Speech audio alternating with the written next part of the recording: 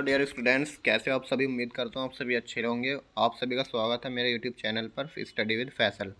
हम फिजिक्स का practice set करेंगे आज, जो 2022 में पूछा गया है। बहुत ही इंपॉर्टेंट है। मैं इसलिए करा रहा हूँ क्योंकि ज़्यादातर जो है रिपीट होते हैं बोर्ड में क्वेश्चन। ठीक है, आप इन 7 प्रैक्टिस सेट को अच्छे से करके चले जाना। आपका 70 से 80% पेपर इन्हीं सेट से फंसने वाला है। सारे थ्योरी वाले क्वेश्चन आप याद करना, जो न्यूमेरिकल होंगे मैं यहाँ पर सोल्व कराऊंगा, उनकी प्रैक्टिस करना अच्छे से। और वीडियो को लास्ट तक देखा करो, जिससे आपको पूरा फ़ायदा मिले। अगर आप आधे से तिहाई वीडियो देख कर चले जाओगे तो आपको क्या पता उनसे अगले वाले क्वेश्चन ना आते हों। ठीक है, जो आपको आते हैं वो तो अच्छी बात है, जो नहीं आते उन्हें केवल सीखिए और प्रैक्टिस कीजिए घर पर। चलिए अब बढ़ते हैं पहले क्वेश्चन की तरफ। देखिए, सबसे पहले आपके बहुविकल्प क्वेश्चन पूछे जाते हैं, हम वहीं से स्टार्ट करेंगे। जो जो न्यूमेरिकल आएंगे मैं उसको सोल्व करवाता चलूँगा, और जो थ्योरी वाले क्वेश्चन हैं आप अपनी कॉपी में नोट करते जाएंगे। ये वाले क्वेश्चन पूछे गए हैं, इन्हीं को आप याद करना है और कुछ नहीं करना। तो चलिए पहला क्वेश्चन देखते हैं क्या दिया है। देखिए, श्वेत प्रकाश का प्रिज्म से गुजरने पर किस रंग के प्रकाश का अधिकतम विचलन होता है। तो विचलन पूछा है, सबसे ज़्यादा किस में होता है। आप जानते हैं बैंगनी कलर में होता है, ये इसका आंसर हो जाएगा। अगर आपसे पूछे न्यूनतम कितना होता है, तब आंसर हो जाएगा लाल रंग का। ठीक है, आपसे तरंगदैर्घ्य पूछने लगे, तरंगदैर्घ्य किस रंग की सबसे ज़्यादा होती है, तो आप कहेंगे सर रेड कलर की तरंगदैर्घ्य सबसे ज़्यादा होती है। और सबसे कम किसकी होती है, सबसे कम होती है बैंगनी कलर की, वॉयलेट। ठीक है, आपसे पूछने लगेगा प्रकीर्णन। ये 3-4 क्वेश्चन मैं इसलिए करा रहा हूँ क्योंकि पूछे गए हैं। प्रकीर्णन सबसे ज़्यादा किस में होता है, बैंगनी रंग में, और सबसे कम किस में होता है, लाल रंग में। इन पॉइंटों को आप नोट कर सकते हो, इंपॉर्टेंट है। चलिए नेक्स्ट देखते हैं अब। देखिए, विद्युत चुंबकीय तरंगें कैसी होती हैं। आपसे पूछा अनुदैर्घ्य होती है, अनुप्रस्थ, दोनों होती हैं, इनमें से कोई नहीं। तो सबसे पहले देखिए, विद्युत चुंबकीय तरंगों का ग्राफ आपने देखा होगा, इस टाइप से होता है। ये अगर ई है, ये बी वेक्टर, और इसके चलने की दिशा ई क्रॉस बी। तो अनुप्रस्थ तरंगे वे तरंगे होती हैं जिनमें कण संचरण की दिशा और कंपनों की दिशा लंबवत होती हैं। तो यहाँ पर कैसी हैं, देखिए लंबवत हैं, तो इसलिए कैसी तरंगे हैं, ये अनुप्रस्थ। अनुदैर्घ्य में कौन सी आती है, ध्वनि तरंगे। ठीक है, तो याद रखना विद्युत चुंबकीय तरंगे कैसी होती हैं, अनुप्रस्थ होती हैं। चलिए नेक्स्ट देखिए, ये न्यूमेरिकल है, इसको मैं सोल्व कराता हूँ। देखिए, हमें दिया है वोल्टेज यानी V बराबर 40 वोल्ट दिया है। धारा दी है 80 मिली एम्पियर की। अब मिली को हम चेंज करेंगे 10⁻³ लगा के। और हमें ज्ञात करना है प्रेरण प्रतिघात यानी XL। ठीक है, तो बच्चों प्रेरण प्रतिघात, इसमें केवल एक ही प्रतिरोध लगा हुआ है जिसको बोलते हैं कुंडली का प्रतिरोध यानी XL। तो XL का फॉर्मूला डायरेक्ट क्या हो जाएगा, ये भी तो एक प्रतिरोध ही है। तो ओम का नियम क्या कहता है, V बराबर IR। यहाँ पर R प्रतिरोध नहीं है, यहाँ पर कुंडली का प्रतिरोध है, तो हम क्या लेंगे, V बराबर I/XL। ठीक है, तो XL की वैल्यू क्या आ जाएगी यहाँ से, V/I। ठीक, तो V की वैल्यू देखिए 40, और I की वैल्यू कितनी है 80, और मिली है तो 10⁻³ ये 40 दूनी 80 गया। ठीक, 1/2, और 10 की घात ऊपर जाएंगे तो 10⁻³ हो जाएगा। ठीक है, 10⁻³ को मैं 1000 लिख सकता हूँ भाई, बटे 2। तो 2 से 1000 कितना बार जाएगा, 500 बार। तो कितना आ गया XL का मान, 500 ओम। ठीक है, ये आसान क्वेश्चन है, नोट कीजिए इसको।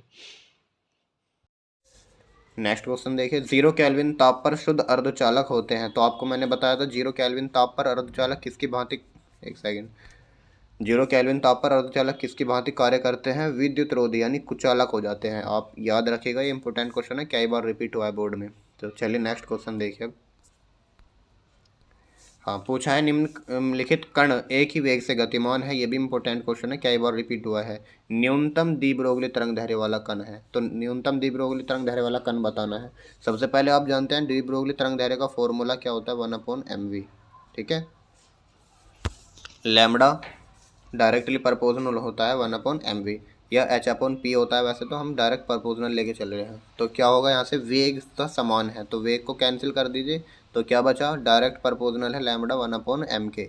तो यानी जिस कम मास सबसे ज़्यादा होगा उसकी तरंगदैर्घ्य सबसे कम होगी। अब इसमें देखिए सबसे ज़्यादा मास किसका है, प्रोटॉन का कितना मास होता है, आप जानते हैं 1.67 × 10⁻⁻27 kg। ठीक है, ये इतना होता है। ड्यूट्रॉन कितना होता है, वो 1H2 का, हाइड्रोजन का सेकंड समस्थानिक है, तो 1H2 में कितने प्रोटॉन है, 1, तो इसका भी कितना आएगा भार, इतना ही आएगा सेम। अल्फा कण देखिए कितना होता है, 2He4, तो 2He4 यानी इसमें कितने परमाणु है, 2 परमाणु है। तो यहाँ पर इसमें कितना आ जाएगा परमाणु भार, 4 mp हो जाएगा। तो देखिए न्यूट्रॉन का कितना हो जाएगा, 0n1, इसमें कितना होता है, न्यूट्रॉन का परमाणु भार प्रोटॉन के परमाणु भार के समान। तो सबसे ज़्यादा भारी कण कौन सा है, अल्फा कण है, तो इसकी सबसे कम डी ब्रोगली तरंगदैर्घ्य होगी, याद रखना। तो न्यूनतम डी ब्रोगली तरंगदैर्घ्य वाला कण कौन सा है, जिसका मास सबसे ज़्यादा है, उसकी डी ब्रोगली तरंगदैर्घ्य सबसे कम होगी। तो नेक्स्ट देखिए, इंपॉर्टेंट क्वेश्चन था, इसको नोट कर लेना, अल्फा कण इसका आंसर हो जाएगा।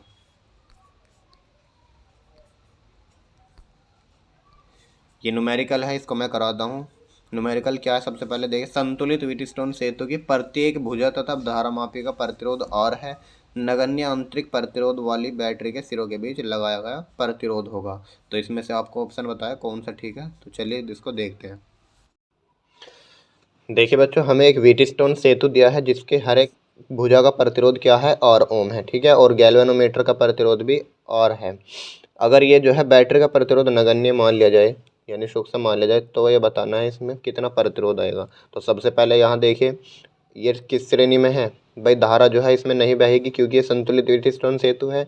तो यहाँ पर आर और आर ये श्रेणी क्रम में है, श्रेणी क्रम का तुल्य प्रतिरोध कितना हो जाएगा, मान लो इनका प्रतिरोध क्या है, आर है ना, आर डैश मान लेंगे ना, तो आर डैश क्या हो जाएगा, आर प्लस आर बराबर कितना, 2R। ठीक बच्चों, अब ये भी क्या है, श्रेणी क्रम में है, ये अलग है, तो मान लो इनका अस्तुल्य प्रतिरोध और डबल डैश है, तो ये भी R प्लस R कितना हो जाएगा, 2R। अब देखिए, ये R और R मिलकर 2R बन गया, और ये वाला R और R मिलकर ये भी 2R बन गया। अब ये दोनों किस में हो जाएंगे, समांतर क्रम में हो जाएंगे। तो मान लेना इनका तुल्य प्रतिरोध है R डैश या R ट्रिपल डैश मान लेना, ठीक है, तुल्य प्रतिरोध को। तब कितना हो जाएगा, 1/R dash plus 1/R double dash, यानी 1/2R और प्लस 1/2R। तो दोनों सेम सेम है, कितने गुना हो जाएगा, 2/2R, 2 से 2 गया, कितना आ गया, 1/R। तो R ट्रिपल डैश कितना आ गया आपका, R ओम हो गया। ठीक है, तो यानी अगर किसी व्हीटस्टोन सेतु की हर एक भुजा का प्रतिरोध सेम होगा तो उसका तुल्य प्रतिरोध भी वही आएगा जो एक भुजा का आएगा। ठीक है, ये आप नोट कर सकते हो, पॉइंट को नोट कीजिए इसको। देखिए, यहाँ से आपका खंड ब स्टार्ट हो जाता है, जो आपका अति लघु प्रश्न वाला होता है। यहाँ से 5 नंबर के अति लघु आएंगे, एक एक नंबर वाले, इसको भी अच्छे से करके जाना। तो प्रश्न है पहला, प्रकाश वैद्युत प्रभाव में दहली तरंगदैर्घ्य से क्या तात्पर्य है। तो दहली तरंगदैर्घ्य की मैंने डेफिनेशन आपको अच्छे से करा रखी है, उसको याद करके जाना। ठीक है, एक तो दहली तरंगदैर्घ्य की, एक दहली आवृत्ति की, ये मोस्ट इंपॉर्टेंट डेफिनेशन है, इसको याद करके जाना। तो कार्यफलन की भी, आवृत्ति की भी याद करनी है, न्यू नोट वाली, ठीक है,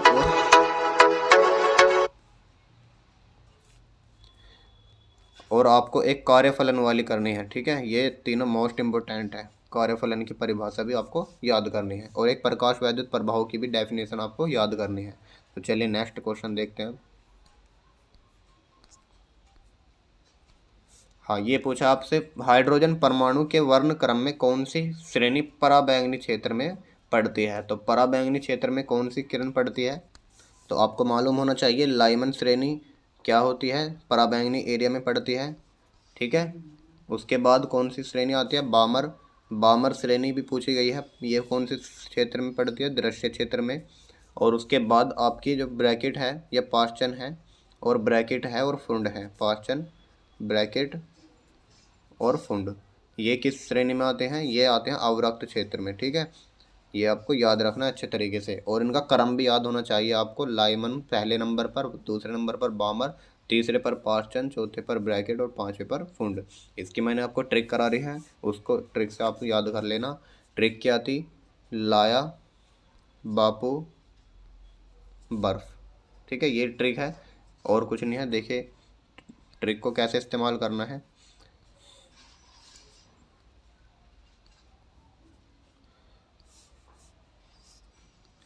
लाया से मतलब लाइमन, ठीक है, और फिर बै से मतलब बामर नंबर 2 पर, फिर पै से मतलब पाश्चन नंबर 3, फिर बर्फ यानी बैर आ रहा है इसमें, तो बै से आ जाएगा ब्रैकेट, और लास्ट में फुंड है तो एफ से आ जाएगा फुंड श्रेणी। ठीक है, तो पांचों श्रेणी आपको अच्छे से याद करनी है। सबसे पहले लाइमन श्रेणी, बामर श्रेणी, पाश्चन श्रेणी, ब्रैकेट श्रेणी और फुंड श्रेणी, इनकी तरंगदैर्घ्य का फॉर्मूला और पूरा 5 नंबर का जो आपसे ग्राफ बनवाया था वो इम्पोर्टेंट है, वो भी आता है बोर्ड में। चलिए नेक्स्ट देखें।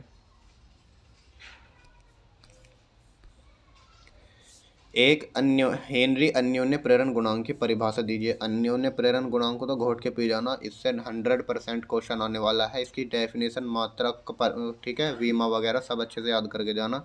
और एक स्वप्रेरण गुणांक, ये दोनों इंपॉर्टेंट है, मोस्ट इंपॉर्टेंट है, ठीक है, अच्छे से याद करके जाना है। चलिए नेक्स्ट देखिए। हाँ, एक तार को खींचकर दुगनी लंबाई कर देते हैं, तार का प्रतिरोधकता पर क्या प्रभाव पड़ेगा।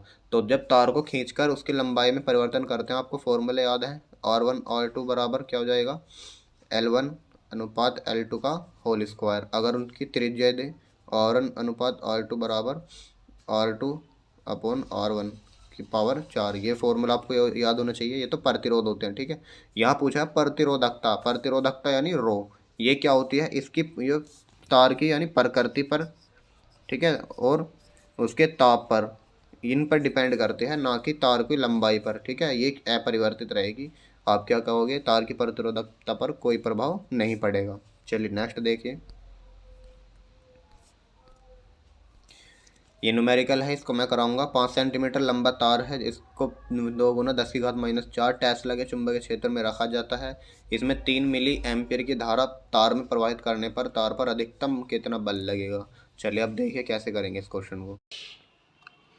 देखिए बच्चों, हमें लंबाई दी है तार की 5 सेंटीमीटर। सबसे पहले इसे मीटर में चेंज कीजिए, 5 गुना 10⁻² लगाकर। चुंबकीय क्षेत्र दिया है B बराबर 2 गुना 10⁻⁴ टेस्ला, और धारा दी है 3 मिली एम्पियर की, तो मिली को चेंज करेंगे 10⁻³ लगाकर। और हमसे पूछा है अधिकतम बल कितना लगेगा उस छड़ पर या तार पर। तो अधिकतम बल यानी एक मैंने बताया था, जब कोई कण किसी चुंबकीय क्षेत्र में गतिमान होता है तब उस पर एक बल लगता है जिसको लोरेंज बल बोलते हैं। F बराबर QVB साइन थीटा। लेकिन अगर कण की बजाय कोई छड़ है या तार है चुंबकीय क्षेत्र में गतिमान है, तब उस पर कौन सा बल लगता है, इस छड़ पर F बराबर बिल साइन थीटा।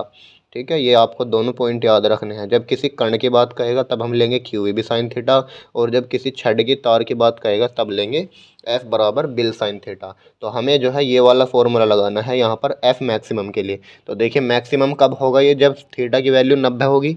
अगर मिनिमम कर पूछता तो 0 हो जाता। तो अब थीटा का मान हम कितना लेके चलेंगे, 90 लेके चलेंगे, तभी उस पर बल अधिकतम लगेगा। तो मान लेना थीटा बराबर कितना लेंगे, 90, ठीक है, 90 पर F मैक्सिमम होगा। तो सबसे पहले फॉर्मूला लिखिए, F बराबर होता है बिल साइन थीटा।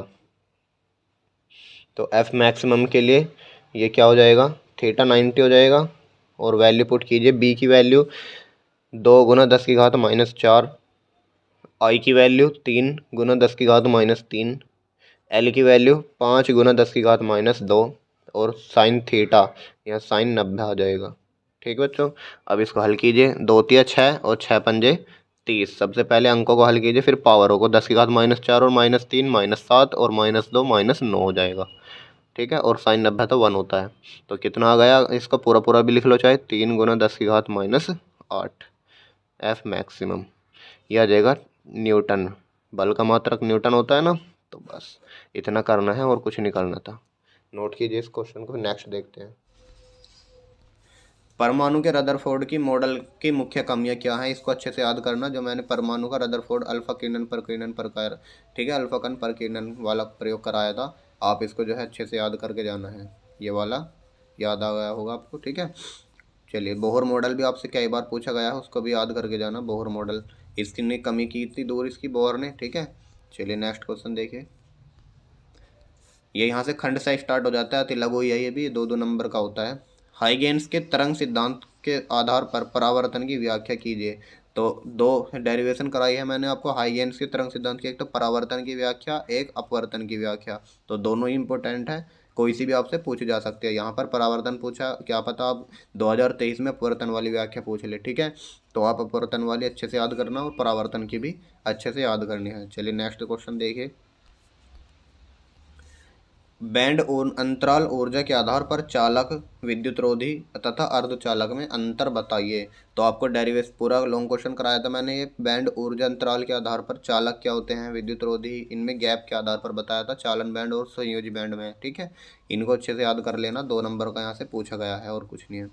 चलिए नेक्स्ट क्वेश्चन देखिए। मैं केवल न्यूमेरिकल कराऊंगा आपको, थ्योरी में बता देता हूँ कौन सी आपको याद करनी है और कौन सी नहीं करनी, उनको नोट कर लेना, क्वेश्चन पर निशान लगा लेना जो जो मैंने कराए हुए हैं। चलिए नेक्स्ट देखिए।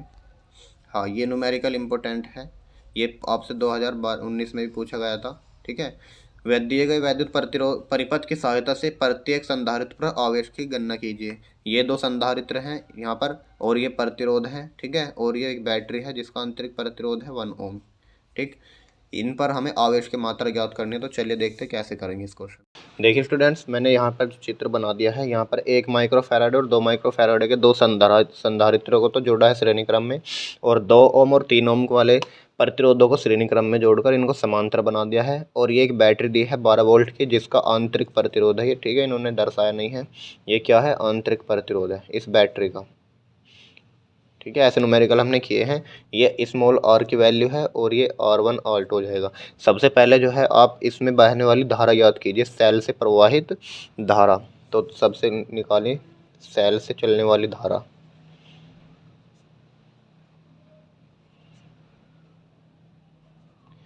तो सेल से चलने वाली धारा का फॉर्मूला क्या होता है, I बराबर V/R। R देखिए कौन कौन से होंगे, एक तो ये वाले R और ये वाले R। तो ये वाले R देखिए टोटल किसमें, श्रेणी क्रम में, तो डायरेक्ट इनका तुल्य प्रतिरोध कितना हो जाएगा, 5। ठीक है, यानी मैं इसको लिख सकता हूँ R1 + R2। ठीक है, और यहाँ पर स्मॉल r, ये आ जाएगी तुल्य सेल से चलने वाली धारा, कुल प्रतिरोध नीचे आ जाएगा। तो कितने वोल्ट की बैटरी है, 12 है। और नीचे देखिए 2 + 3 ये R1 मान लेना, R2। ठीक है, और ये स्मॉल r, तो 2 और 3 कितना, 5, और 1 कितना, 6। ठीक, 6 दूनी 12 है। तो I कितने आ गई, 2 एम्पियर। आई निकाल लिया। ठीक है, आई से ही तो आवेश निकलेगा, हमें ज्ञात क्या करना है, इन दोनों संधारित्रों पर आवेश की मात्रा।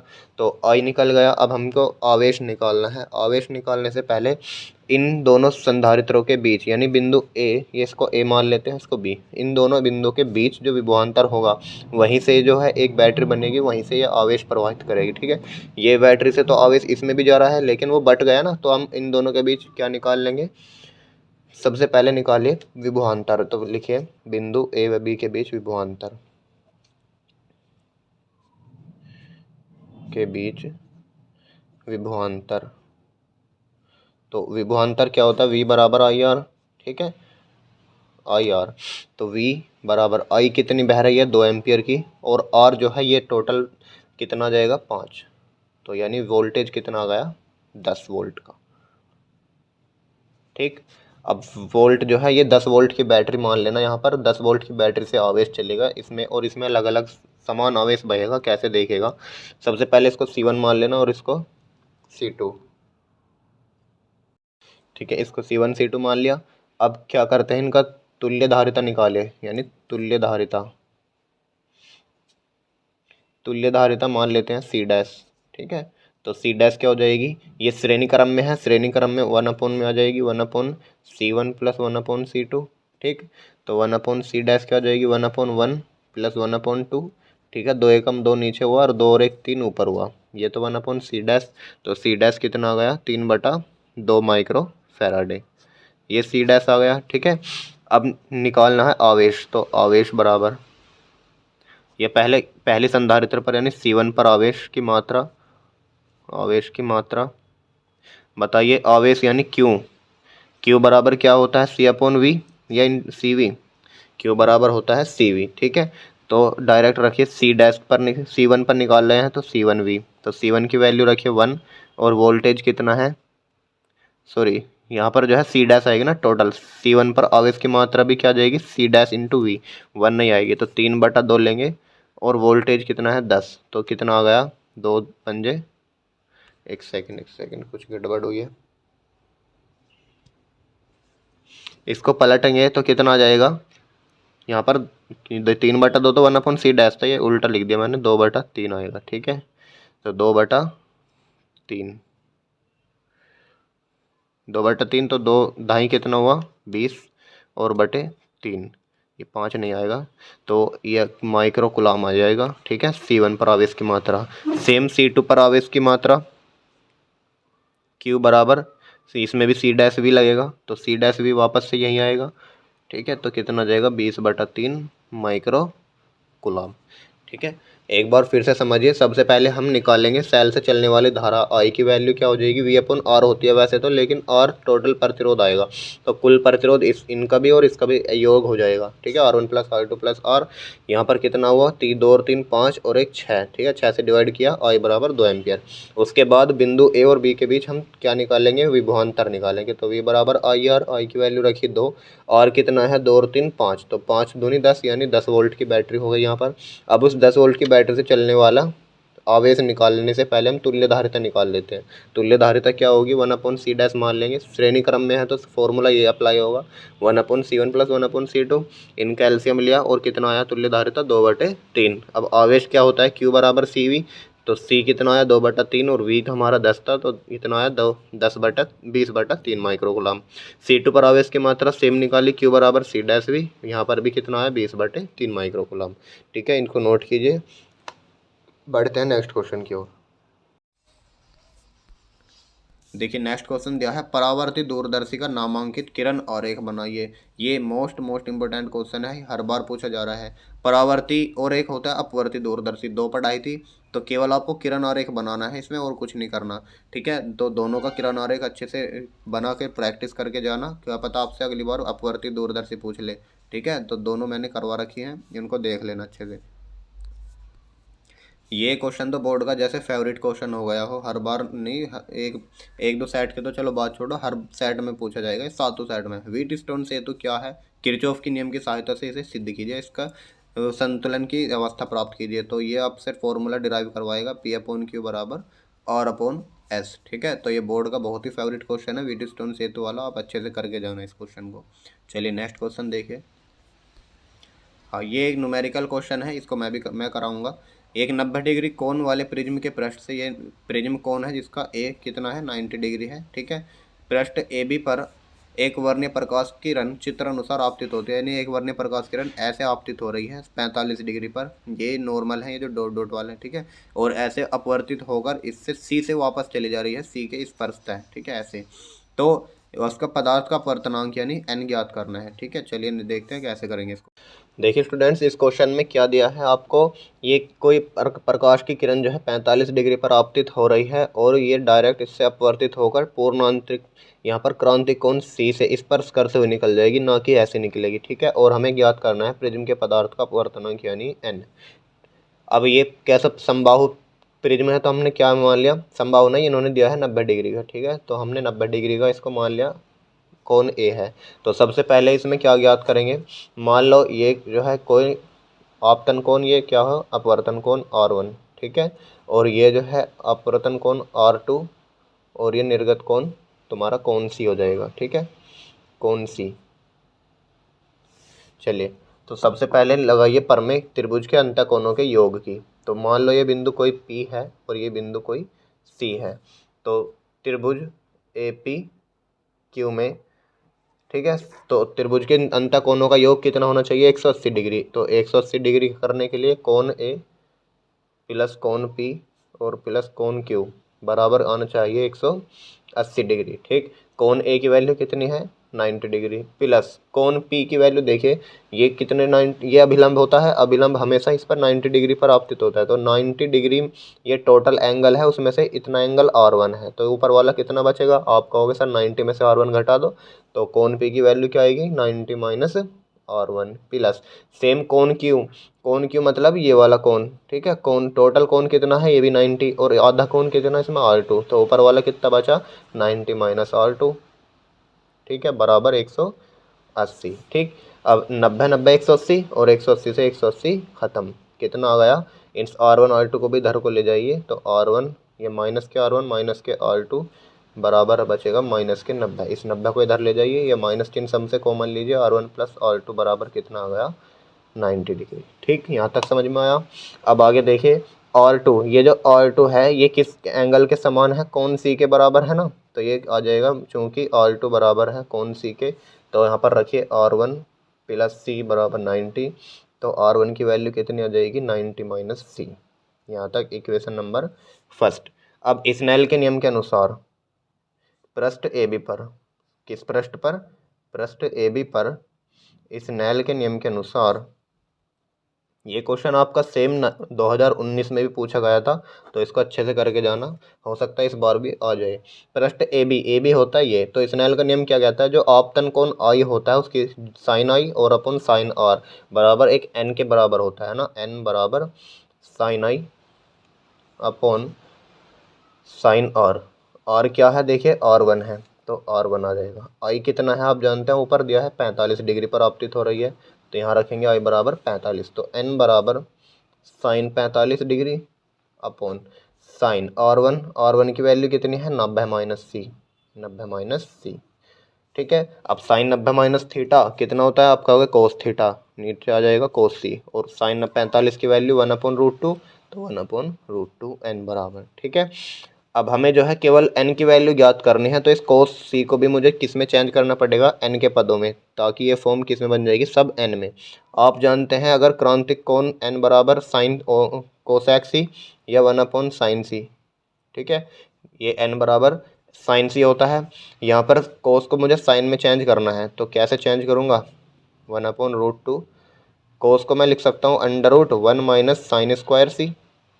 ठीक है, ये आप जानते हैं कोस को साइन में कैसे चेंज करते हैं। और अब साइन की वैल्यू बताइए, यहाँ से साइन सी बराबर 1/n आ जाएगा। ठीक है, तो साइन सी की वैल्यू रख दीजिए 1/n, 1/√2 और √1 माइनस 1/n का भी स्क्वायर हो जाएगा। दोनों पक्षों का स्क्वायर कर दीजिए, तो दोनों पक्षों का स्क्वायर करने पर स्क्वायर, ठीक, यहाँ n की वैल्यू n स्क्वायर बराबर 1/रूट से रूट कैंसिल यानी 2 बच गया, और यहाँ पर बच गया 1 माइनस n स्क्वायर। ठीक है, अब ये जो है सारा का टोटल भाग में है, इधर आके गुणम हो जाएगा, तो n square into 2 1 minus n square बराबर 1। सारी टर्म n में बन गई, अब यहाँ से n की वैल्यू हम आराम से निकाल सकते हैं, तो n स्क्वायर की एलसीएम लीजिए, n square minus 1 upon n square और इंटू में 2n स्क्वायर। ठीक है, n स्क्वायर से n स्क्वायर कैंसिल हो जाए, 1 आ गया। यहाँ पे देखिए कितना बचेगा, 2n स्क्वायर माइनस के 2 बराबर 1, इस 2 को भी इधर ले जाइए, 2n स्क्वायर बराबर हो जाएगा 2 और 1 3। ठीक है, तो n स्क्वायर बराबर आ जाएगा 3/2 और n बराबर आ जाएगा आपका √3/2। यही इस क्वेश्चन का आंसर है। ठीक है, नोट कीजिए इसको, इम्पोर्टेंट क्वेश्चन है। नेक्स्ट देखते हैं अब। हाँ, ये क्वेश्चन भी कई बार पूछा गया है, पिछले सेट में भी पूछा गया था जो मैंने कराया था। परिपथ चित्र की सहायता से पीएन संधि डायोड की अर्ध तरंग दृष्टिकारी क्रियाविधि को समझाइए। एक तो आपको अर्ध तरंग दृष्टिकारी और एक पूर्ण तरंग दृष्टिकारी, हो सकता है 2023 में पूर्ण तरंग दृष्टिकारी पूछ ले। ठीक है, दोनों अच्छे से करके चले जाना, बहुत इंपॉर्टेंट क्वेश्चन है ये। एक अग्रभिनत और एक पश्चाभिनत वाली डेफिनेशन याद करके जानी है आपको। चलिए देखें नेक्स्ट क्वेश्चन, ये भी मोस्ट इंपोर्टेंट क्वेश्चन है। एम्पियर का परिपथ्य नियम क्या है, इसकी सहायता से अनंत लंबाई के सीधे धारावाही तार से और दूरी पर स्थित किसी बिंदु पर चुंबकीय क्षेत्र का सूत्र स्थापित कीजिए। ठीक है, तो अनंत लंबाई वाले तार के कारण ज्ञात करनी है, आपको जानते होंगे मैंने करवाई थी डेफिनेशन। ठीक है, यहाँ से और सेंटीमीटर की दूरी पर ये कितना आया था, बी बराबर μ0 I अपॉन 4πr और sine I sine alpha plus sine beta, ये वाला डेरिवेशन आपको डिराइव करना है। ठीक है, चलिए नेक्स्ट देखिए, एक ये भी न्यूमेरिकल है, इसको मैं कराऊंगा। स्वप्रेरण गुणांक की परिभाषा दीजिए। देखो मैंने पूछा था ना अभी पीछे, अन्योन्य प्रेरण गुणांक की परिभाषा और स्वप्रेरण गुणांक की परिभाषा अच्छे से करके चले जाना, इसमें भी पूछ ली। एक कुंडली में विद्युत धारा 5 मिली सेकेंड में 2 एम्पियर से 12 एम्पियर तक हो जाती है, यदि कुंडली में प्रेरित विद्युत दाब बल ये कितना है, 48 वोल्ट है। ठीक है, इसको चलिए 48 वोल्ट उत्पन्न हो तब कुंडली का स्वप्रेरण गुणांक ज्ञात कीजिए। ये 48 नहीं 18 कर लेना इसको। ठीक है, 18 है ये, 18 वोल्ट उत्पन्न हो तब कुंडली का स्वप्रेरण गुणांक ज्ञात कीजिए। देखिए बच्चों, इसमें जो है आपको टाइम दिया है t बराबर 5 मिली सेकेंड, तो मिली को चेंज करेंगे सबसे पहले 10⁻³ लगाकर। उसके बाद धारा में परिवर्तन कितना दिया है कि वो 2 एम्पियर से 12 एम्पियर हो जाती है, यानी धारा में कितना चेंज हुआ 10 एम्पियर का, तो डेल्टा आई क्या हो जाएगा 10 एम्पियर। विद्युत वाहक बल दिया है आपको 18 वोल्ट, तो 18 लिख लिया। तो आपसे पूछा है स्वप्रेरण गुणांक यानी एल की वैल्यू क्या होगी। आपको याद होगा एल और विद्युत वाहक बल में कितना अंतर क्या होता है रिलेशन, एल बराबर minus e upon del i upon del t. ये माइनस चिन्ह क्या प्रेजेंट करता है, लेंज के नियम को, तो माइनस में नहीं लेंगे, इसको मोड लगा देंगे। ठीक है, यहाँ पर देखिए अब माइनस तो ख़त्म हो जाएगा मोड लगने के बाद। ई की वैल्यू रखिए, ई की वैल्यू है 18 अपॉन डेल आई की वैल्यू कितनी है 10 एम्पियर और बटे डेल टी की वैल्यू 5 गुना 10 की घात माइनस के 3 हो जाएगा। ठीक है बच्चों, अब इसको हल कीजिए, 5 से काटे 5 दूनी 10, ठीक है 18 अपॉन 2 और ये पहुँचेगा आपका 10 की घात, ये ऊपर पहुँच जाएगा ना 10 की घात माइनस 3 में, सॉरी हाँ 10 की घात माइनस 3 ही रहेगी। ठीक है, और 2 से काटे 2 नम 18, 9 गुना 10 की घात माइनस 3, ये आपका क्या आ जाएगा एल आ जाएगा, हेनरी। ठीक है, यही आप इसका इस क्वेश्चन का आंसर नोट कीजिए इसको। ये भी न्यूमेरिकल है, इसको भी मैं कराऊंगा। 1.5 अपवर्तनांक वाले एक समतल अवतल लेंस के अवतल पृष्ठ की वक्रता त्रिज्या 10 सेंटीमीटर है। 1.6 अपवर्तनांक वाले द्रव में लेंस को डुबाने पर इसकी फोकस दूरी और प्रकृति क्या होगी। यानी एक लेंस है जिसका अपवर्तनांक है 1.5, इस लेंस भी कैसा है समतल अवतल लेंस है। समतल अवतल आप जानते हैं जिसका एक पृष्ठ समतल और दूसरा पृष्ठ अवतल हो, ये समतल अवतल होता है। ये R1 हो जाएगी और इसकी वक्रता त्रिज्या R2 हो जाएगी। चलिए देखिए स्टूडेंट्स, हमें क्वेश्चन दिया है कि किसी लेंस का अपवर्तनांक कितना है 1.5, तो हम मान लेंगे इसको ANG। लेंस क्या होता है, ग्लास का बना हुआ होता है, यानी y के सापेक्ष कांच का अपवर्तनांक हमने मान लिया 1.5। ठीक है, उसको कह रहा है कि एक 1.6 अपवर्तनांक वाले लिक्विड में डुबोना है। लिक्विड मान लिया हमने वाटर है कोई, तो द्रव का अपवर्तनांक यानी ANW बराबर 1.6। ठीक है, और लेंस कैसा है हमका समतल अवतल लेंस है, तो समतल यानी एक पृष्ठ समतल दूसरा पृष्ठ कैसा है अवतल। तो आप जानते हैं समतल पृष्ठ यानी R1 हो जाएगी और R2 हो जाएगी त्रिज्या वक्रता। तो R1 हमेशा इन्फिनिटी होती है समतल की, तो और R2 उसने दी है क्वेश्चन ने 10 सेंटीमीटर। आप जानते हैं कि हमेशा उत्तल लेंस की तो वक्रता त्रिज्या माइनस की और अवतल लेंस की वक्रता त्रिज्या पॉजिटिव होती है। ठीक है, और फिर उसको हमें पूछा है फोकस दूरी क्या होगी और उसके लेंस की प्रकृति ज्ञात की है। ठीक है, तो फोकस दूरी सबसे पहले देखिए कैसे निकालेंगे। आप जानते हैं लेंस मेकर फॉर्मूला क्या जानते हैं, 1/f = n-1, 1/r1 - 1/r2। ठीक है, ये फॉर्मूला हम इसमें अप्लाई करने वाले हैं। तो सबसे पहले निकालिए इसकी एफ डब्ल्यू, एफ ए यानी वायु में, जब ये जो वायु में था। ठीक है, ये डायरेक्ट निकाल लीजिए, डायरेक्ट निकालना जल में डुबोने पर। तो जल में डुबोएंगे तो क्या हो जाएगा एफ डब्ल्यू बराबर एन की जगह क्या आ जाएगा, जब जल में है तो जल के सापेक्ष कांच का अपवर्तनांक आएगा, यानी जब WNG आएगा। ठीक है, -1 और 1/R1 की वैल्यू कितनी रखोगे आप इन्फिनिटिव। ठीक है, और -1/R2 की वैल्यू कितनी रखोगे प्लस के 10 सेंटीमीटर। ठीक, WNG को कैसे तोड़ेंगे हम, ANG और अपॉन ANW। ठीक है, ये आप जानते होंगे। 1/इन्फिनिटिव का मतलब 0, और 0 में से किसी भी संख्या को घटाओ तो एज इट इज रह जाती है। ठीक है, अब ANG की वैल्यू कितनी है 1.5 और ANW की वैल्यू है 1.6 -1 और इंटू में -1/10। ठीक है, सबसे पहले पॉइंट से पॉइंट कैंसिल कीजिए। अब 16 कम 16, 16 में से 15 गया 1 बटे 60 इंटू माइनस के 10 सेंटीमीटर, और ये कितना बचेगा 16 कम 16 माइनस के 1 बचेगा। ठीक है, 1/FW, तो माइनस माइनस तो प्लस 1/160 आ गया 1/FW। तो FW कितना आ गया 160 सेंटीमीटर। अब बताइए कैसा आया है आपका, पॉजिटिव आया है। तो जब कोई लेंस जो है पॉजिटिव आता है तो पहले भी क्या था, ये प्रकृति कैसी होगी इसकी, किस लेंस की भांति कार्य करेगा, ये लेंस करेगा अवतल लेंस की भांति कार्य। ठीक है, प्रकृति क्या हो जाएगी अवतल लेंस। ये आपका आंसर हो जाएगा। ये 3 नंबर का क्वेश्चन है, हर बार पूछा जाता है, इसको अच्छे से कर लेना। चलिए नेक्स्ट देखते हैं। ये वाला क्वेश्चन इंपॉर्टेंट है। एक तो आप विवर्तन और एक व्यतिकरण यंग वाला, ठीक है, विवर्तन और एक व्यतिकरण, ये दोनों अच्छे से करके जानी है आपको डेरिवेशन सहित। यंग वाला, ये व्यतिकरण यंग है और विवर्तन एकल झिरी वाला। व्यतिकरण में क्या होता है 2 स्लिट होती हैं और विवर्तन में 1 स्लिट होता है। ठीक है, इनकी शर्त भी पूछ लेगा, विवर्तन की शर्त क्या है, व्यतिकरण की शर्त क्या है। ठीक है, अच्छे से कर लेना इनको, इनका डेफिनेशन और सूत्र भी अच्छे से करना है। इस पर न्यूमेरिकल भी पूछा जाता है। चलिए नेक्स्ट क्वेश्चन देखिए। अब मुक्त इलेक्ट्रॉनों के अनुगमन वेग से आप क्या समझते हैं। अनुगमन वेग अच्छा है, इम्पोर्टेंट है। एक चालक में अनुगमन वेग के आधार अनुगमन वेग यानी VD और प्रवाहित धारा आई में संबंध स्थापित कीजिए।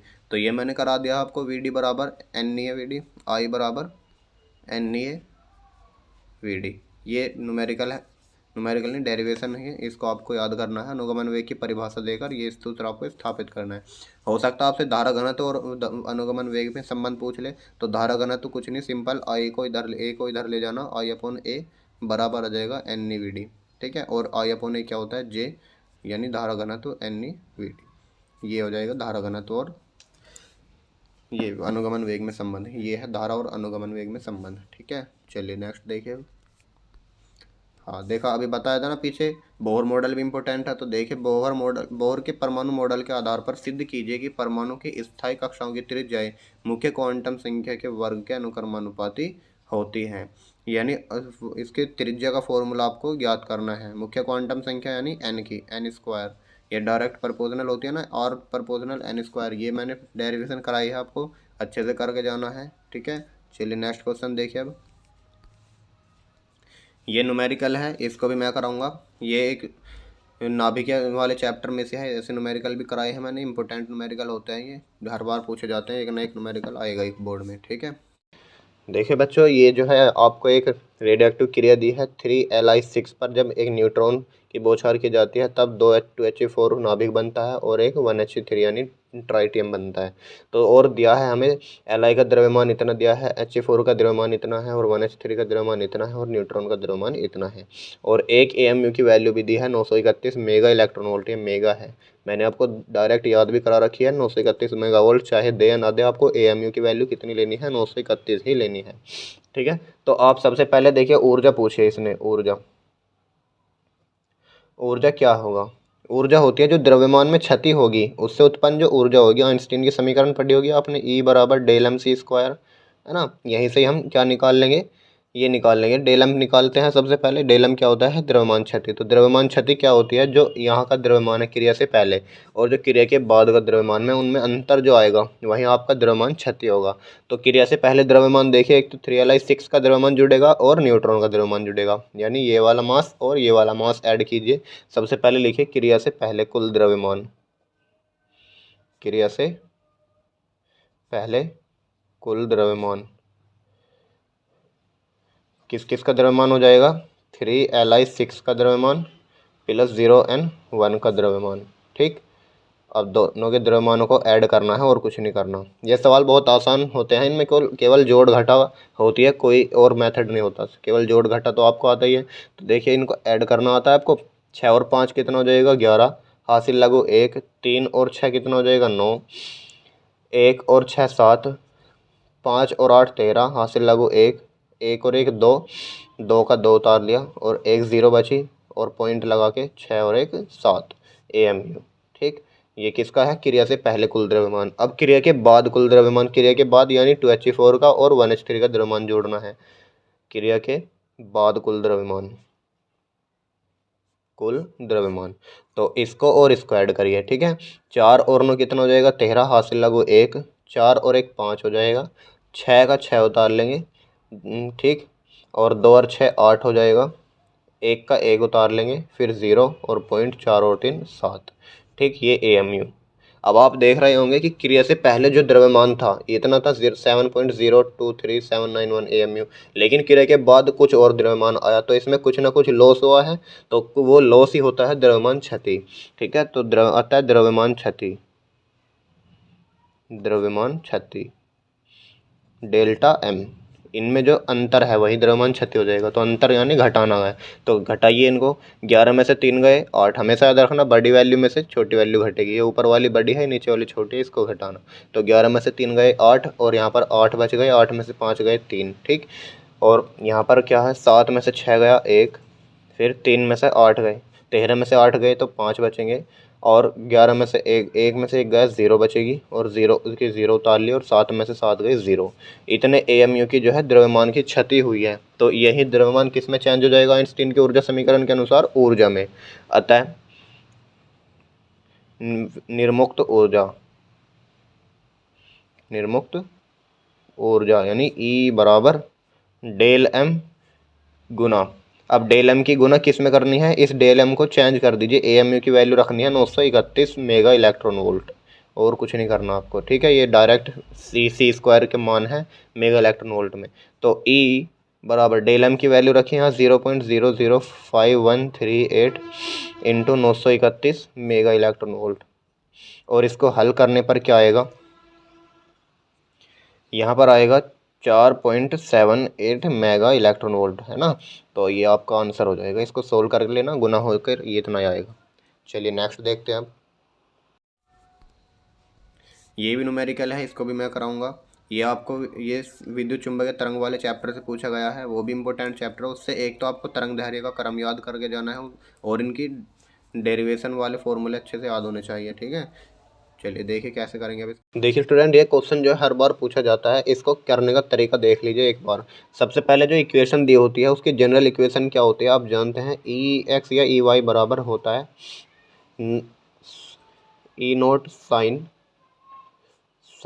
ठीक है, ओमेगा टी और प्लस के एक्स, ये इक्वेशन होती है, ठीक है, चुंबकीय क्षेत्र की। और जो होती है विद्युत क्षेत्र, ये सॉरी विद्युत क्षेत्र की, ये होती है चुंबकीय क्षेत्र, यानी b nought sine omega t, ये आगे सेम रहता है, ठीक है। अंतर क्या है, यहाँ पर बी है तो यहाँ पर बी होगा, यहाँ ई है तो यहाँ पर भी ई होगा। अब आपको एक इक्वेशन दे देगा क्वेश्चन आंसर में एग्जाम में, ठीक है, और आपसे या तो ये निकलवा लेगा या ओमेगा से तरंग दैर्घ्य निकलवा लेगा, ठीक है।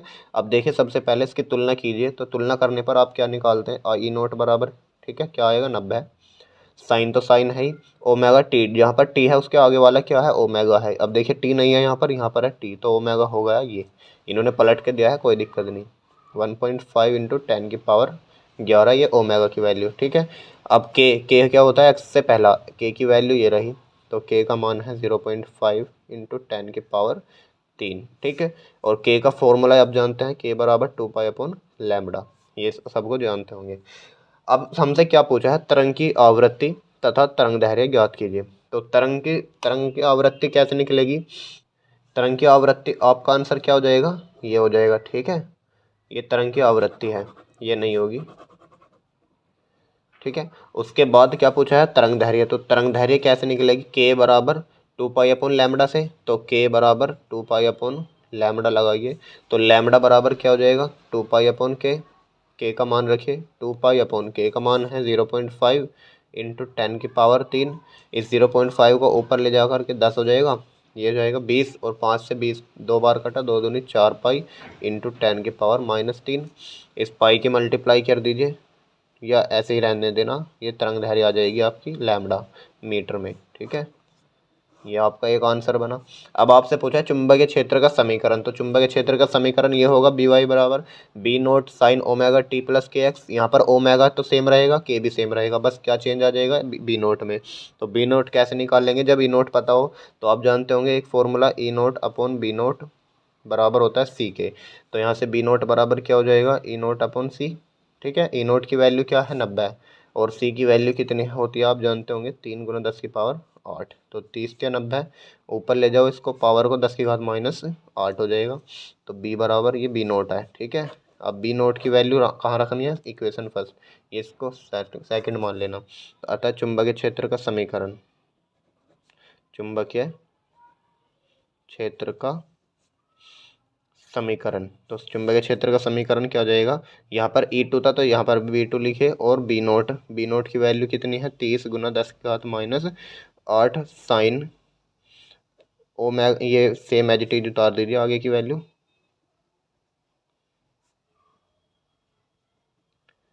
ठीक है, बस चेंज करना था और कुछ नहीं। बता 3 नंबर पक्के कर लो अपने आराम से, ठीक है, नोट कीजिए इसको।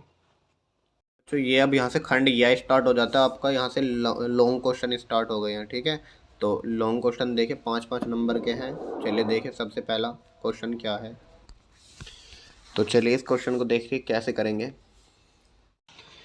देखिए इस सवाल को करने का तरीका क्या है, ये परिपथ मैंने बना दिया है, इसमें क्या दिया है, 2 सेल दिए हैं E1 और ये E2 अलग अलग सेल हैं, ये इनके आंतरिक प्रतिरोध है, E1 का प्रतिरोध आंतरिक 0.5 और E2 का आंतरिक प्रतिरोध है 1 ओम। ठीक, और ये 3 प्रतिरोध जुड़े हैं, 4.5 ओम अलग है, 3.5 अलग और 6 अलग। ठीक है, सबसे पहले क्या ज्ञात करना है, प्रत्येक प्रतिरोध में बहने वाली धारा, और नंबर 2 ज्ञात करना है E1 सेल के सिरों के बीच वोल्ट था यानी V1। ठीक है, अब देखिए सबसे पहले इनका तुल्य प्रतिरोध निकालिए। 3 ओम और 6 ओम किस क्रम में है, आप कहेंगे सर समांतर क्रम में है, तो लिखो 3 ओम व 6 ओम समांतर क्रम में है, समांतर क्रम में है। मान लो इनका तुल्य प्रतिरोध क्या है, माना इनका तुल्य प्रतिरोध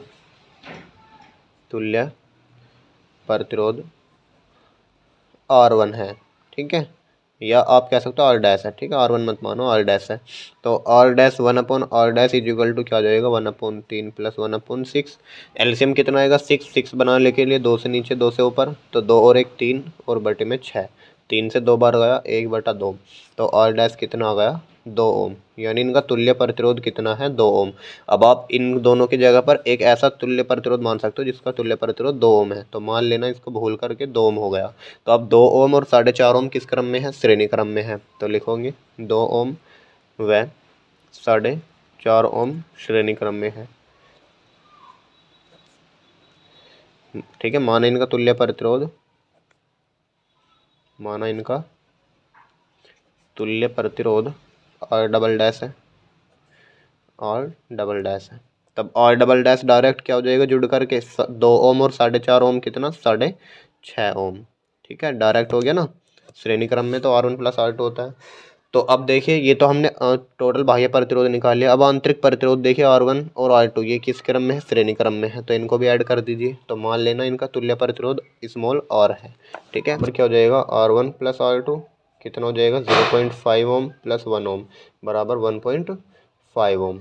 ठीक है, अब ज्ञात करेंगे नंबर 1 धारा ज्ञात करनी है। ठीक है, तो धारा I बराबर कुल विद्युत वाहक बल, I क्या होता है V/R, तो कुल विद्युत वाहक बल बटे कुल धारा, तो सॉरी कुल प्रतिरोध। ठीक है, I बराबर क्या हो जाएगा V/I, टोटल विद्युत वाहक बल बटे कुल प्रतिरोध।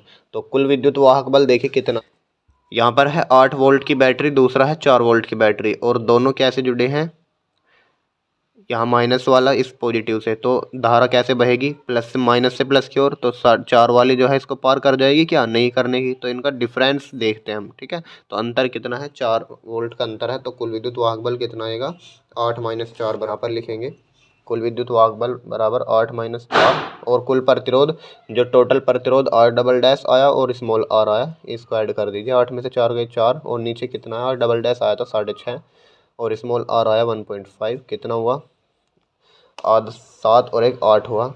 ठीक है, तो यानी ये आ जाएगी 4 दूनी 8, यानी 0.5 एम्पेयर की धारा आ गई आपकी। ठीक है, कुल धारा जो है इस परिपथ की I बराबर आ गई 0.5 एम्पेयर की। अब 0.5 एम्पेयर की धारा जो है ये किस प्रतिरोध में बह रही है, देखना एक सेकंड। ये 0.5 एम्पेयर की धारा अब यहाँ से चली है टोटल, तो ये जो है 4.5 ओम में बहेगी। ठीक है, और यहाँ पर आकर 2 हिस्सों में बट जाएगी।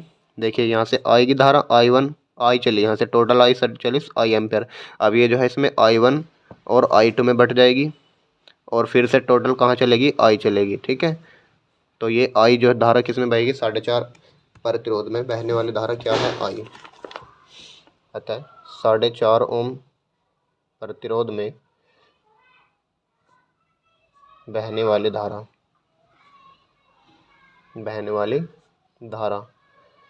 बराबर क्या, कितनी I बराबर 0.5 एम्पियर। ये तो एक आंसर आ गया। अभी हमें दोनों में और बताना है, तो उसके लिए क्या करेंगे, सबसे पहले विभवांतर निकाल लीजिए। 3 ओम और 6 ओम के बीच विभवांतर कितना है, 3 ओम व 6 ओम के बीच विभवांतर, तो विभवांतर क्या होता है V बराबर IR, तो ठीक है V1 मान लेंगे, तो V बराबर IR1, V1 बराबर IR1। ठीक है, या V बराबर मान लो ना R डैश मान लो। ठीक है, तो I कितनी है 0.5 और R1 हो जाएगा इनका तुल्य प्रतिरोध था 2 ओम। ठीक है। तो 2 पंजे 10 यानी 1 वोल्ट का विभवांतर है इन दोनों के सिरों के बीच। ठीक है, वी की वैल्यू कितनी आ गई, 1 वोल्ट। अब हम कहेंगे 3 ओम में बहने वाली धारा, 3 ओम में धारा, तो 3 ओम क्या है, मान लेना I1 बह रही है इसमें, तो I1 बराबर क्या हो जाएगी, V1 अपॉन R1। ठीक है, तो V1 कितना है, 1 वोल्ट और 3 ओम का प्रतिरोध है, तो यहाँ पर जाएगा 3 एम्पियर। ठीक है, ये इतनी एम्पियर की आएगी। और 6 ओम में धारा यानी I2 कितनी हो जाएगी, V2 अपॉन R2, तो 1 अपॉन V2 भी कितना आ जाएगा इसमें, 1, या V1 मान लेना इसको। ठीक है, V1 अपॉन R2 कितना आ जाएगा, 6 एम्पियर। ये यहाँ तक कर लिया। अब उसके बाद वो पूछ रहा है E1 सेल में, E1 सेल के सिरों की वोल्टता। तो वोल्टता क्या होती है, सेल की वोल्टता मैंने बताया था विद्युत वाहक बल और वोल्टेज में संबंध। तो V बराबर E माइनस IR, ये आपको पढ़ाया था जब सेल से धारा ली जाती है तब। तो V बराबर क्या आ जाएगा, E टोटल कितना है, E1 सेल है तो E1 आएगा, I1 आएगी और R1 आएगी। ठीक है, इन सबको नोट कर लेना। तो I आएगी पूरी धारा, E1 कितनी है, 4 वोल्ट था, माइनस I टोटल धारा कितनी आई, 0.5 एम्पियर की, और R1 कितना है टोटल प्रतिरोध, स्मॉल r आएगी इसमें। ठीक है, याद रखना स्मॉल r था। तो स्मॉल R1 कितना था, इसका आंतरिक प्रतिरोध 0.5 था। तो 0.5 इंटू 0.5 कितना हो जाएगा, 25, 0.25, और इसमें से कैंसिल जाएगा तो 3.75 वोल्ट। ठीक है, ये आ जाएगा आपका V1 कह सकते हो आप इसको, है ना। ये आंसर है, नोट कीजिए इसको। ये भी न्यूमेरिकल है, यहाँ पर अथवा में दिया है, या तो ऊपर वाला कीजिए या नीचे वाला कीजिए। ठीक है, ये वाला इंपॉर्टेंट क्वेश्चन है, ये हर बार पूछा जाता है। ठीक है, 20 सेंटीमीटर लंबा तार है, इसको खींचकर इसके लंबाई में 25% की वृद्धि कर दे रहे हैं। नए तार में के प्रतिरोध में प्रतिशत वृद्धि की गणना कीजिए। 5 नंबर का क्वेश्चन है। ठीक है, देखिए स्टूडेंट्स, ये वाला क्वेश्चन बहुत बार पूछा जाता है। ये आपसे पूछेगा कि किसी तार का प्रतिरोध पर क्या इफेक्ट पड़ेगा यदि लंबाई को 4 गुना या क्षेत्रफल को इतने गुना कर देंगे, या पूछ लेगा कि पहले लंबाई इतनी थी और खींचने के बाद इतने इतनी लंबाई की परसेंट की वृद्धि कर दी, तब उसके प्रतिरोध में कितना परसेंट का चेंज आएगा। तो ये इंपॉर्टेंट क्वेश्चन है, इसको अच्छे से करके जाना है। तो देखिए, सबसे पहले हमने मान लिया खींचने से पहले लंबाई थी 20 सेंटीमीटर जो दी है क्वेश्चन ने, और खींचने के बाद जो हरा कह रहा है वो 25% बढ़ा दे, 25% क्या कर रहे हैं, बढ़ा रहे हैं। ठीक है, तो यहाँ पर क्या करेंगे, बढ़ा रहे हैं, तो 20 तो ऐड थी उसमें, भाई कोई तार था 20 सेंटीमीटर लंबा था। ठीक है, अब उसका 25% का मतलब 1/4 हिस्सा होता है 25% को, मतलब एक्स्ट्रा और बढ़ा देंगे, तो ये कितनी हो जाएगी, इतनी हो जाएगी। तो 20 तो इसमें ऑलरेडी थी, और ये कितनी बढ़ी है, 25% इस 20 का ही। तो 20 प्लस मैंने क्या कर दिया, 20 का 25%, तो कितनी हो जाएगी, 20 प्लस 20 गुना 25/100। ठीक, परसेंट का साइन हटाएंगे, 20 पंजे 100 और 5 पंजे 25, तो 5 और 20 कितना आ जाएगा, 25 सेंटीमीटर। ठीक है, तो L2 कितनी आ गई, 25 सेंटीमीटर खींचने के बाद। और मान लिया प्रतिरोध खींचने से पहले 100 R था, और प्रतिरोध हमें निकालना है खींचने के बाद। तो इससे जितना फालतू आएगा 100 R से हम उतने ही परसेंट में इसमें कर दें वृद्धि। ठीक है, तो अब क्या हमने बताया था फॉर्मूला, जब तार को खींचा जाता है R1 और R2 का अनुपात क्या होता है, L1 अपॉन L2 का होल स्क्वायर। ठीक है, ये फॉर्मूला आपको लर्न होना चाहिए अच्छे तरीके से। तो वैल्यू रखिए, R1 की वैल्यू कितनी है, 100 R, और R2 की वैल्यू हमें निकालनी है, L1 कितना है, 20 सेंटीमीटर, L2 कितना है, 25 सेंटीमीटर। ठीक, और कर दीजिए इसका स्क्वायर। ठीक है, तो अब क्या होगा, देखिए यहाँ पर 20 गुना 20 और बटे 25 गुना 25, 100 R और अपोन में R2। ठीक है, अब इसको कैंसिल आउट करिए, कैंसिल आउट, देखिए 1 0 से 2 0 कैंसिल हो गई, तो कितना आ गया आपका, ये 25 25 625, और ऊपर आ गया 4, 625/4। ठीक है, और R2 हमें निकालना है, तो R2 की रखिए इधर को, R2 इधर ले जाइए और इन दोनों को मल्टीप्लाई कर दीजिए, 625/4 इंटू में और। तो सोल्व कीजिए इसको, 6 एकम 6 बचेंगे 2, हो गया 22, 4 पंजे 20 बचेंगे 2, 25 हो गया, 4 छक्का 24 बचेगा 1, 4 दूनी 8 और 5 4 पंजे 20%। ठीक है। R2 ये कितना है परसेंट नहीं और, यानी R2 कितना आ गया 156.25 और आ गया। पहले कितना था R1 100 R था और R2 कितना आ रहा है 156.25। तो कितना ज़्यादा आ रहा है आप इसको कैंसिल आउट कर सकते हैं। तो अतः प्रतिशत वृद्धि, अतः प्रतिशत वृद्धि कितनी आई 156.25 और माइनस 100 R। ठीक है, ये हम पॉइंट लगा सकते हैं अपने पास से, कितनी आ गई 56.25 और से और कैंसिल हो गया तो ये परसेंट में आती है वृद्धि। ठीक है, ये आपका आंसर हो जाएगा। 5 नंबर का क्वेश्चन है, बहुत आसान है, इसको अच्छे से करके जाना। चलिए नेक्स्ट देखते हैं। ये वाला क्वेश्चन भी मोस्ट इंपोर्टेंट क्वेश्चनों में एक है। अनंत लंबाई के दो समांतर धारावाही तारों के बीच लगने वाले बल का सूत्र स्थापित कीजिए। वो फॉर्मूला F/L बराबर, ये वाला फॉर्मूला आपको इसमें स्थापित करना है। ठीक है, और फिर इसके आधार पर एक एम्पेयर की परिभाषा दीजिए। एक एम्पेयर की परिभाषा मोस्ट इंपोर्टेंट है, अच्छे से याद करके जाना। एक तो एम्पेयर की नियम और एक एम्पेयर की परिभाषा अच्छे से याद करके जाना। ठीक है, कोई ना कोई आपसे पूछा जा सकता है। चलिए नेक्स्ट देखिए। नेक्स्ट दिया है आपको एक एलसीआर परिपथ, उसमें दिया है दिए गए परिपथ में प्रेरक तथा संधारित्र के प्रतिघात की गणना कीजिए। प्रतिघात यानी एक्सएल और एक्सी की वैल्यू फाइंड आउट करनी है। आरोपित वोल्टता की आवृत्ति क्या हो ताकि अनुनाद हो सके। तो अनुनाद की स्थिति में आवृत्ति क्या होती है, एफ बराबर 1/2π√LC। आपको याद रखना है, इसके विमा भी पूछ लेता है आपको। √LC की विमा किसके बराबर होता है, तो समय के विमा के, लेकिन 1/√LC की विमा आवृत्ति की विमा के। अनुनाद की स्थिति में परिपथ की प्रतिबाधा Z बराबर R होती है, आप जानते हैं, ये फाइंड आउट करनी है। चलिए देखिए कैसे करते हैं। देखिए स्टूडेंट्स, मैंने यहाँ पर चित्र बना दिया है। ये क्या दिया है आपको, प्रतिरोध यानी R की वैल्यू है, ये कुंडली है, इसमें प्रेरण गुणांक L की वैल्यू, और ये संधारित्र यानी C की वैल्यू।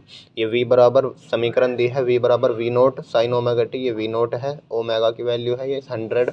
ठीक है, आपसे क्या पूछा है, प्रेरक प्रतिरोध और संधारित्र प्रतिरोध यानी XC। अनुनाद की स्थिति में आवृत्ति क्या होगी और अनुनादी प्रतिबाधा Z क्या होगा। ठीक है, आप जानते हैं एक्सएल का फॉर्मूला, एक्सएल बराबर ओमेगा L। ओमेगा की वैल्यू कितनी है 1000, एल की वैल्यू रखिए 20 मिली हेनरी को चेंज कीजिए 10⁻³ लगा के। ठीक है, तो 10⁻+3 10⁻³ कैंसिल आउट हो गया, आ गया 20। ठीक है, एक्सएल कितना आ गया 20 ओम। अब नेक्स्ट देखिए एक्ससी, एक्ससी बराबर होता है 1/ओमेगा C। वैल्यू रखिए 1/ओमेगा यानी 1000। सी की वैल्यू ये रही 2 माइक्रो को चेंज कीजिए 10⁻6 में। ठीक है, देखिए 3 पावर प्लस की 3 6 माइनस की कितनी बचेंगी, -3, ऊपर जा करके +3 यानी 1000 हो गया, नीचे आ गया 2 से 1000 काटेंगे 500 बार। ठीक है, एक्सी कितना आ गया 500 ओम। बहुत ही आसान क्वेश्चन है, ये हर बार पूछा जाता है, इसको अच्छे से करके जाना। अब देखिए अगला क्या पूछा है, अनुनाद की स्थिति में आवृत्ति क्या होगी। आप जानते हैं अनुनाद कब होता है, एक्सएल बराबर एक्सी हो जाए तब अनुनाद होगा, और इसकी फ्रीक्वेंसी आप डायरेक्ट याद रख लीजिए 1/2π। ठीक है, 1/2π और √LC, यह आ जाएगा LC। ये होता है फॉर्मूला फ्रीक्वेंसी का। तो 1/2π एज इट इज रखिए। एल की वैल्यू 1/L की वैल्यू रखिए, एल की वैल्यू ये रही 20 मिली हेनरी। मिली को चेंज कीजिए 10⁻³ लगा करके, और सी को चेंज कीजिए 2 × 10⁻6 एम्पियर। ठीक है, इसको सोल्व करिए तो 1 का रूट करेंगे तो 1 ही आएगा, नीचे आ जाएगा 2π इंटू 20 की। देखिए पावर निकालिए सबसे पहले बाहर, ये 2 और 2 1 2 आ जाएगा बाहर। यहाँ पर बची 1 0 प्लस की, माइनस की कितनी जीरो है, -9, प्लस की 1 है, -9 है, कितनी बची -8, बाहर आएंगी -4। ठीक है, ये आपका आ गया फ्रीक्वेंसी, इसको सोल्व कर लेना। 2 × 2 4/π और 4π, और 10 की घात कहाँ चले जाएगी, ऊपर प्लस में। ठीक है, 1/4π, ये फ्रीक्वेंसी हो जाएगी आपकी 1/4π इंटू 10⁴ हर्ट्ज़। चाहो तो आगे सोल्व कर सकते हो, चाहो तो इतना ही आंसर दे सकते हैं, कोई दिक्कत नहीं होगी। अब आपसे पूछा है प्रतिबाधा क्या होगी अनुनाद की स्थिति में। तो अनुनाद की स्थिति में प्रतिबाधा डायरेक्ट क्या हो जाती है, R के बराबर, आप जानते हैं। तो Z बराबर R जो भी है 1 किलो ओम, किलो को चेंज कीजिए 1000 में, ये आपका आंसर। ठीक है, 5 नंबर का क्वेश्चन है। देखिए कितने आसानी से और कितनी जल्दी मैंने किया है, आपको भी इतनी अच्छी प्रैक्टिस करनी है जिसके 2 मिनट भी नहीं लगानी आपको करने में। चलिए नेक्स्ट देखते हैं। ये भी न्यूमेरिकल है, इसको भी मैं कराऊंगा। ये 10 सेंटीमीटर फोकस दूरी वाला एक उत्तल लेंस है, ये रहा ये। ठीक है, इसके बाईं ओर का मतलब यहाँ एक 20 सेंटीमीटर की दूरी पर, ये 20 सेंटीमीटर की दूरी पर एक वस्तु रखी है। इस लेंस से 30 सेंटीमीटर की दूरी पर 12.5 सेंटीमीटर की फोकस दूरी का दूसरा उत्तर लेंस रखा है, ये रहा। ठीक है, तो हमें अंतिम प्रतिबिंब बताना है, कहाँ बनेगा, कैसा बनेगा, आवर्धन यानी कितना बड़ा, छोटा, आभासी, वास्तविक, सब बताना है। 5 नंबर का क्वेश्चन है, छोड़ना नहीं है बिल्कुल भी। चलिए देखिए कैसे करेंगे। अब देखिए मैंने चित्र बना दिया है यहाँ पर। क्वेश्चन क्या है, सबसे पहले ध्यान से समझना। कोई वस्तु है, ठीक है, उसके 20 सेंटीमीटर दूर कोई 10 सेंटीमीटर फोकस दूरी वाला एक उत्तल लेंस रखा है। फिर इस उत्तल लेंस से 30 सेंटीमीटर दूर दूसरी फोकस दूरी यानी 12.5 सेंटीमीटर की फोकस दूरी वाला एक दूसरा उत्तल लेंस रखा है। इस वस्तु का प्रतिबिंब बताना है, लास्ट में कहाँ बनेगा। सबसे पहले इसके कारण प्रतिबिंब निकालिए। जो प्रतिबिंब बनेगा, सपोज करा यहाँ बना, तो वो जो प्रतिबिंब बनेगा दूसरे के लिए वस्तु का कार्य करेगा। ठीक है, अब उस प्रतिबिंब का दूसरा एक प्रतिबिंब बनेगा, वो लास्ट वाला प्रतिबिंब बताना है, वो कहाँ बनेगा। स्थिति बतानी है, कहाँ की, कैसे बनेगा, आगे बनेगा, पीछे बनेगा, उल्टा है, सीधा। प्रकृति बतानी है, कैसा बनेगा, आभासी या वास्तविक। आवर्धन बताना है, कितना बड़ा बनेगा। ठीक है, आवर्धन क्या होता है, लंबाई होती है। चलिए नंबर 1, सबसे पहले प्रतिबिंब निकालते हैं, किसके, यानी पहले लेंस द्वारा। तो पहले लेंस के द्वारा प्रतिबिंब, तो पहले लेंस के द्वारा प्रतिबिंब का फॉर्मूला क्या होता है, 1/f equal to 1/v minus 1/u। तो लेंस कैसा है, उत्तल लेंस है। उत्तल लेंस की फोकस दूरी कैसी होती है, निगेटिव। तो हमेशा याद रखना, उत्तल लेंस की फोकस दूरी कैसी होगी, निगेटिव, -10 हो गई। ठीक है, बराबर 1/v माइनस 1/u। u कैसा होगा, हमेशा देखिए इसके पीछे है u, वस्तु तक की दूरी कहलाती है u, ये u है, तो पीछे है तो माइनस के u आ जाएगा। u की वैल्यू रखिए कितनी है, -20 सेंटीमीटर। तो कितना आ गया आपका, 1/v प्लस 1/20 सेंटीमीटर, 1/-10 सेंटीमीटर। यहाँ पर एक मिस्टेक है, यहाँ पर जो है फोकस दूरी हमें याद रखनी है, पॉजिटिव होती है फोकस दूरी। ठीक है, उत्तल, वो अवतल लेंस की होती है निगेटिव। अब आगे देखिए, 20 को इधर ले आइए, 1/-20 हो जाएगा, और 1/10 पहले से ही था, बराबर 1/v। एलसीएम लीजिए, 20 बनाने के लिए नीचे 2 से गुना, ऊपर 2 से, 2 में से 1 गया, 1 बचेगा, और 20 आ जाएगा नीचे, 1/v। तो v कितना आ गया यहाँ से, 20 सेंटीमीटर। कैसा आया है, प्लस का आया है। इससे क्या पता चलता है, यानी प्लस के 20 सेंटीमीटर का मतलब क्या है, इस लेंस से 20 सेंटीमीटर दूर प्रतिबिंब बनेगा। यहाँ ध्रुव से नापती हैं सारी दूरियाँ। ठीक है, तो v बराबर है 20 सेंटीमीटर, तो यहाँ से 20 सेंटीमीटर की दूरी मान लीजिए ना, यहाँ पर है, तो 20 सेंटीमीटर की दूरी पर वो प्रतिबिंब कहाँ बनेगा, यहाँ बनेगा। वो जो प्रतिबिंब बनेगा, इससे कितनी मीटर दूर है पीछे, आप कहेंगे सर 30 में से 20 घटा दो, 10 सेंटीमीटर की दूरी है। ठीक है, वो जो है वस्तु का कार्य करेगा, यानी अब यहाँ मान लेंगे कोई वस्तु रखी है, तो वस्तु का कार्य करेगा, तो ये u की वैल्यू अब यहाँ पर हो जाएगी। अब निकालेंगे दूसरे लेंस के द्वारा, दूसरे लेंस के द्वारा प्रतिबिंब, अंतिम प्रतिबिंब बनेगा इसके कारण। तो प्रतिबिंब कैसा बनेगा, देखिए 1/f बराबर 1/v माइनस 1/u। तो 1/, इसकी भी f कैसी रहेगी, पॉजिटिव, 12.5, बराबर 1/v माइनस 1/, कितना, माइनस के 10 सेंटीमीटर। ठीक है, माइनस माइनस प्लस के हो जाएगा, 1/12, और 10 को इधर को लेकर आइए, 1/12 माइनस 1/10 बराबर 1/v। ठीक है, पॉइंट से पहले पॉइंट हटाइए यहाँ पर। अब इनको हल कीजिए थोड़ा सा, 5 दूनी 10 और 25 पंजे 125, यानी 2/25 माइनस के 1/10 बराबर 1/v। अब 25 और 10 का एलसीएम कितना आएगा, 50। तो 50 बनाने के लिए यहाँ तो 2 से गुना, तो ऊपर भी 2 से, ऊपर हो जाएगा 4। यहाँ 50 बनाने के लिए 5 से गुना, ऊपर भी 5 से, यहाँ हो जाएगा -5, और नीचे हो जाएगा 50 बराबर 1/v। 5 में से 4 गए, -1/50 बराबर 1/v, यानी v बराबर कितना आ गया, -50 सेंटीमीटर। इसका मतलब क्या है, अंतिम प्रतिबिंब जो बनेगा इस दूसरे लेंस से -50 का मतलब इससे पीछे 50 सेंटीमीटर की दूरी पर बनेगा। तो देखिए 30 सेंटीमीटर यहाँ तक और 20 ये टोटल दूरी होगी 50, तो जहाँ से वस्तु थी वहीं पर प्रतिबिंब बनेगा। ठीक है, ये पॉइंट आपको लिखना है कि अंतिम प्रतिबिंब जो है दूसरे लेंस से 50 सेंटीमीटर के पीछे बनेगा। स्थिति बता दें, 50 सेंटीमीटर दूर बनेगा। प्रकृति कैसी बनेगी, प्रकृति इसकी आभासी बनेगी, क्योंकि माइनस की है। आवर्धन क्षमता और निकालिए, m बराबर होता है I/O, या क्या दीजिए v/u। ठीक है, v की वैल्यू रखिए, लास्ट में आया -50 सेंटीमीटर, और u कितना था, 10 सेंटीमीटर, तो 10 से 5 बार गया -5, तो m कितना आ गया आपको, -5 5। दैट्स ऑल, कुछ नहीं करना था इसमें। चलिए नोट कीजिए इसको। ये यंग वाला मोस्ट इंपोर्टेंट है। अभी पीछे बता रहा था मैं कि या तो यंग वाला आएगा व्यतिकरण में या फिर विवर्तन वाला आएगा, एक ना एक जरूर आएगा। ठीक है, फ्रिंज की चौड़ाई का सूत्र स्थापित की करना है इसमें। तो चलिए नेक्स्ट देखिए। ये गॉस का नियम बहुत बार पूछा गया है। स्थिर वैद्युत गॉस का नियम क्या है? इसकी सहायता से एक बिंदु आवेश के कारण किसी बिंदु पर वैद्युत क्षेत्र की तीव्रता का व्यंजक स्थापित कीजिए। यानी यह फॉर्मूला आपको डिराइव करना है किसकी सहायता से? गॉस की सहायता से। एक मैंने कराया था कूलॉम का नियम की उत्पत्ति गॉस के नियम की सहायता से, उसको भी अच्छे से करके चले जाना, दो में से एक जरूर मिलेगा आपको रखा हुआ। ठीक है, नेक्स्ट देखिए अब। ये थोड़ा न्यूमेरिकल टाइप है, इसमें एक थ्योरी भी पूछी गई है। एक बिंदु आवेश के कारण किसी बिंदु पर वैद्युत विभव का सूत्र स्थापित कीजिए। यानी ये फॉर्मूला आपको पहले तो डिराइव करना है, उसके बाद ये न्यूमेरिकल स्टार्ट करना है। तो न्यूमेरिकल करना है, कैसे करेंगे अब देखिए, मोस्ट इंपॉर्टेंट क्वेश्चन है ये भी। चलिए देखिए कैसे करेंगे अब।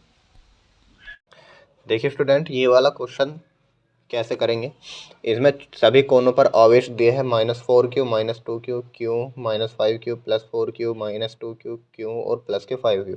इन सभी के कारण इन बिंदु P पर यानी सेंटर पर विद्युत विभव ज्ञात करना है। क्या ज्ञात करना है? वोल्टेज, नेट वोल्टेज ज्ञात करना है। और इसके एक साइड की लंबाई कितनी है?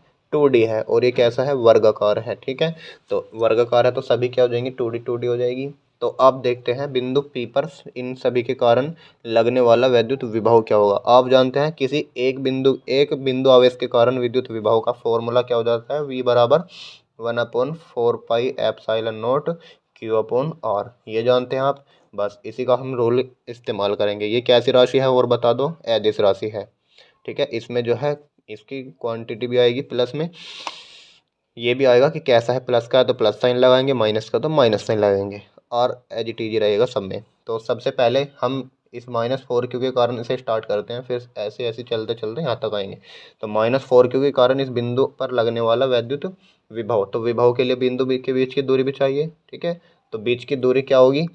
ये मान लेना R। ठीक है, तो R क्या होगी यहाँ से निकालना।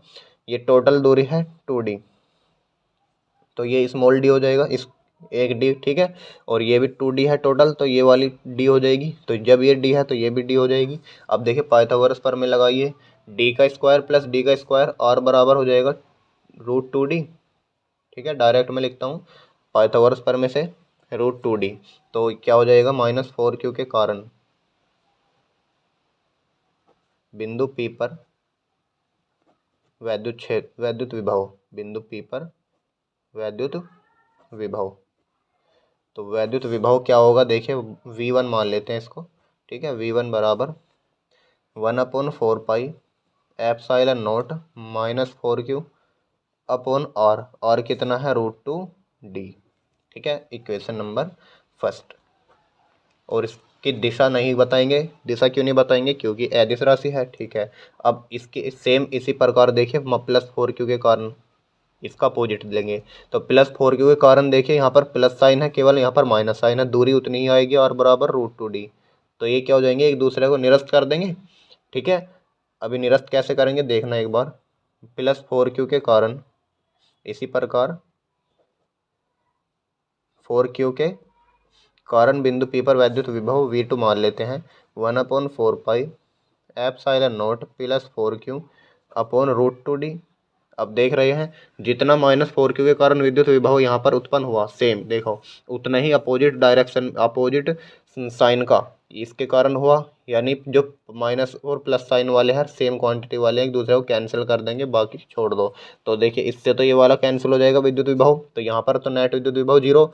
अब +5Q जितना उत्पन्न करेगा उतना ही -5Q उत्पन्न करेगा, तो इसका भी कैंसिल आउट हो गया। ठीक है, अब जितना +Q करेगा उतना ही -Q करेगा, ये भी कैंसिल आउट हो जाएगा।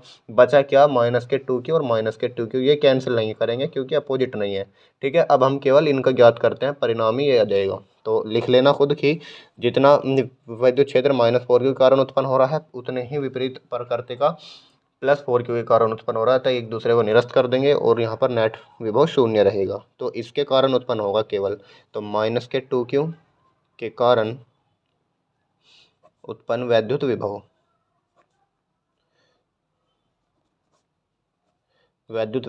तो V बराबर 1/4πε0 -2Q/d, यानी R कितना आ जाएगा? d। ठीक है, एक डी है। तो ये आ जाएगी इक्वेशन फर्स्ट। अब सेम -2 के इस वाले -2 के कारण आ गया, उतना ही इस वाले का आएगा। तो हम क्या लिख देंगे, अतः नेट वैद्युत विभव दुगना हो जाएगा। ठीक है, तो नेट वैद्युत विभव यानी V बराबर दुगना कर देना 1/4 पाई एप्सिलॉन नॉट 2 दूनी 4Q अपॉन डी। ये आपका आंसर आ जाएगा। कुछ नहीं था इस क्वेश्चन में, केवल थ्योरी थी। चलिए, आज का हमारा प्रैक्टिस सेट यहाँ पर ख़त्म होता है। कल हम एक और प्रैक्टिस सेट लेकर आएंगे। तो कमेंट करके बताना आपको कैसा लगा हमारा प्रैक्टिस सेट, और आपने कितने क्वेश्चन करे अपने आप, और ये जो थ्योरी वाले क्वेश्चन थे इनमें से कितना आपको आता था, कमेंट करके बताना। वीडियो अच्छी लगी हो तो वीडियो को लाइक करें, चैनल पर नए हो तो चैनल को सब्सक्राइब करके बेल आइकन प्रेस कर लें। मिलते हैं नेक्स्ट वीडियो में, तब तक के लिए जय हिंद।